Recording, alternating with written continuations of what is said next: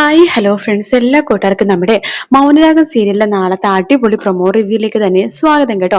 അങ്ങനെ സരിയും ഷാരിയും കൂടി മുകളിൽ പോയി ഡ്രസ്സൊക്കെ എടുത്ത് തിരിച്ചു വരുന്ന സമയത്ത് മനോഹരാണെങ്കിൽ കുഞ്ഞിനെ എടുത്തുകൊണ്ടിരിക്കുക കേട്ടോ. കുഞ്ഞിന് ഒരുപാട് കളിപ്പാട്ടം വാങ്ങിച്ചു കൊടുക്കുന്നുണ്ട്, മിഠായികൾ വാങ്ങിച്ചു കൊടുക്കുന്നുണ്ട്.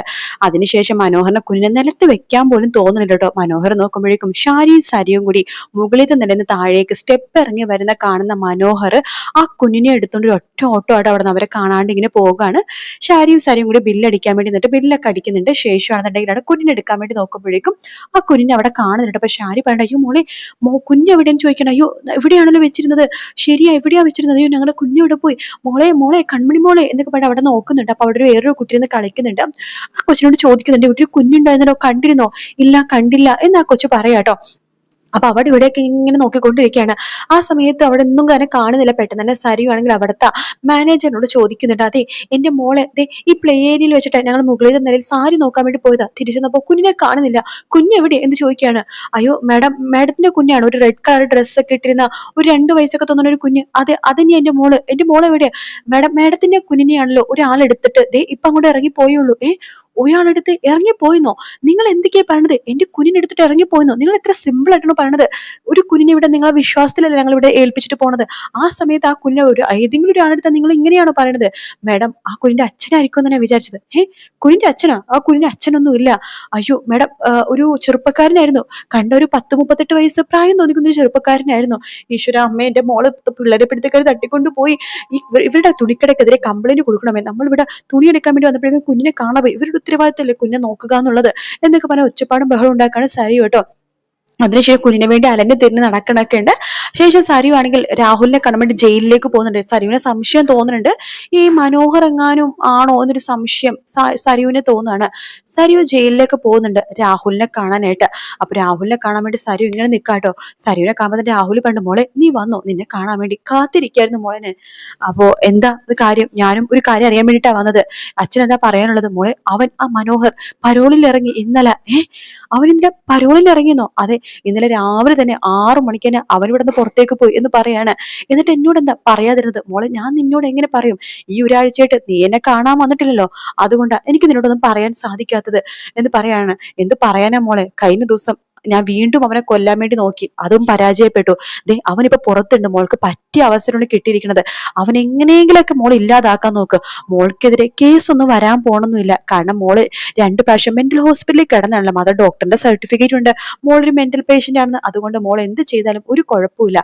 മോളുടെ കാര്യം ചെയ്യും, അവൻ എങ്ങനെയെങ്കിലും തീർക്കാൻ നോക്ക്, ആളെ വിട്ട് തീർത്താൽ മതി എന്നൊക്കെ പറയാണ്. അവൻ പുറത്തിറങ്ങിയല്ലേ, അപ്പൊ ഞാൻ കാത്തിരുന്ന ദിവസം വന്നെത്തി. അപ്പൊ അതന്നെയാ ആ ദിവസം വന്നെത്തി. അവൻ പുറത്തേക്ക് ഇറങ്ങിയതേ അവന്റെ മരണത്തിന് വേണ്ടിയിട്ട് അവൻ പുറത്തേക്ക് ഇറങ്ങിയത്. നിന്നെ വെച്ചിട്ടുണ്ടാ ഞാൻ എന്നൊക്കെ പറഞ്ഞിട്ട് സരിയു ഇങ്ങനെ കാത്തിരിക്കാട്ടോ. അവിടെ നേരെ സരിയു പോണ 2 ഗുണ്ടകളെ കാണാനായിട്ടാണ് സരിയു പോകുന്നത് കേട്ടോ.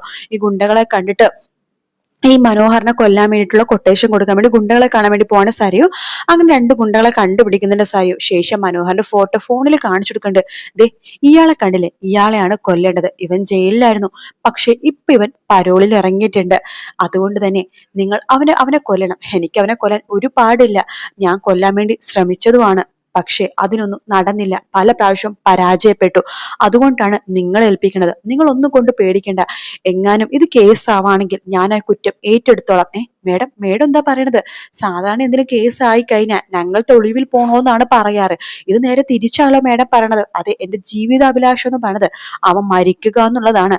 അതുകൊണ്ട് നിങ്ങൾ എങ്ങനെയെങ്കിലും അവനെ കൊന്നു തന്നാൽ മതി, പക്ഷെ കൊല്ലാതിരിക്കരുത്. കാരണം ഇതിനു മുമ്പ് ഒരുപാട് ഗുണ്ടകളെ കണ്ടിട്ടുണ്ട്, അവർക്ക് പൈസ കൊടുത്തിട്ടുണ്ട്. ആ പൈസ പോയതെന്നല്ലാതെ ഒരു ഗുണം ഇതുവരെ ഉണ്ടായിട്ടില്ല. പല പ്രാവശ്യം, ഒരുപാട് ആയുസ്സുള്ളവനാണ് അവൻ.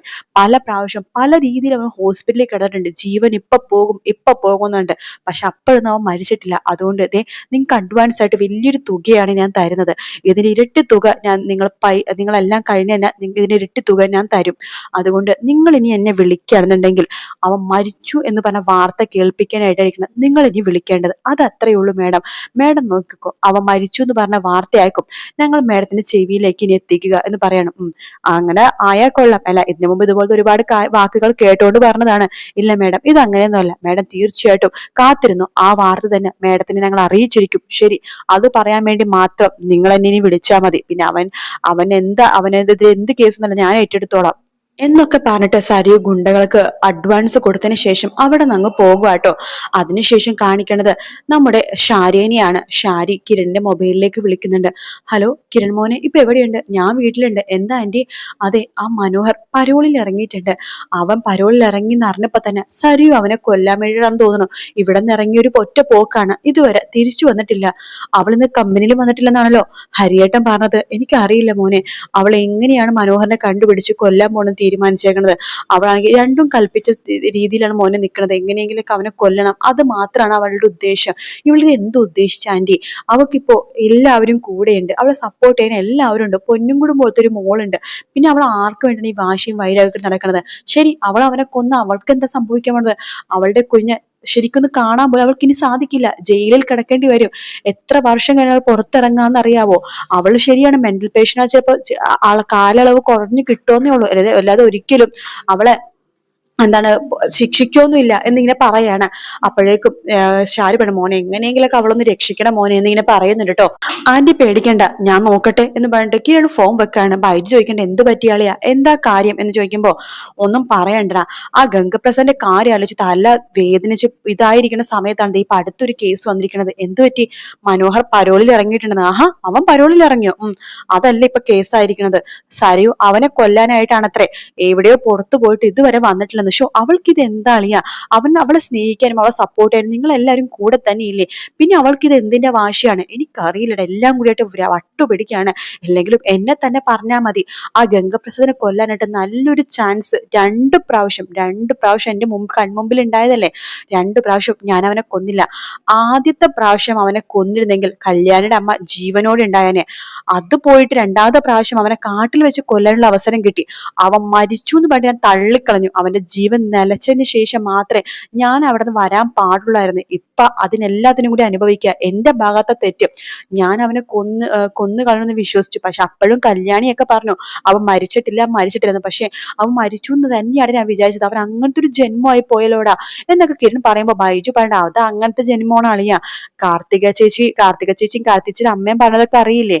അവനെ ചെറിയൊരു ജീവൻ ഉണ്ടെങ്കിൽ അതിന് ജീവൻ വെച്ച് വരുന്ന സാധനമാണ് അവൻ. അത് ഇരട്ടിയായിട്ട്. പിന്നെ കാട്ടിലെ നാട്ടുവൈദ്യമൊക്കെ എല്ലാവരും ഉപയോഗിച്ചത്. അതുകൊണ്ട് അവനിപ്പോ നല്ല ശക്തിയായിരിക്കും. മൂപ്പനും വേലും അമലും അതുപോലെ തന്നെ അവിടെ മൂപ്പന്റെ ഭാര്യയും കാട്ടിലെ ആൾക്കാരൊക്കെ അവൻ ആ രീതിയിലാണ് ട്രീറ്റ്മെന്റ് കൊടുത്തത്. ഇവിടത്തെ നമ്മുടെ മരുന്ന് പോലെയല്ല, അവരുടെ മരുന്നൊക്കെ നല്ല പവറുള്ള മരുന്നാണ്. നമ്മൾ കേട്ടുകേൾവിയൊക്കെ ഉണ്ടല്ലോ. ഇവിടുത്തെ തന്നെ തോറ്റുപോണ എത്രയോ ആൾക്കാരാണ് മരുന്ന് കൊണ്ടിട്ട് രക്ഷപ്പെടുന്നത്. അതുകൊണ്ട് അവൻ ഇപ്പൊ നല്ല ശക്തിയായിട്ടുണ്ടാകും. എന്തായാലും അളിയ, അവനെ കാർത്തികച്ചിയുടെ വിവാഹത്തിന് വരുമെന്ന് ഉറപ്പാണ്. അന്ന് അവന് തീർത്തേ പറ്റൂ എന്നൊക്കെ പറയാട്ടോ. അങ്ങനത്തെ കുറെ ഭാഗങ്ങൾ നമ്മൾ നാളത്തെ എപ്പിസോഡിൽ കാണാൻ വേണ്ടി പോകുന്നു കേട്ടോ. വീഡിയോ ഇഷ്ടപ്പെട്ടാൽ ലൈക്ക് ചെയ്യാനും സബ്സ്ക്രൈബ് ചെയ്യാനും കമന്റ് ചെയ്യാനും മറക്കല്ലേ. മറ്റൊരു വീഡിയോ ആയിട്ട് കാണാം friends. Take care. Bye bye.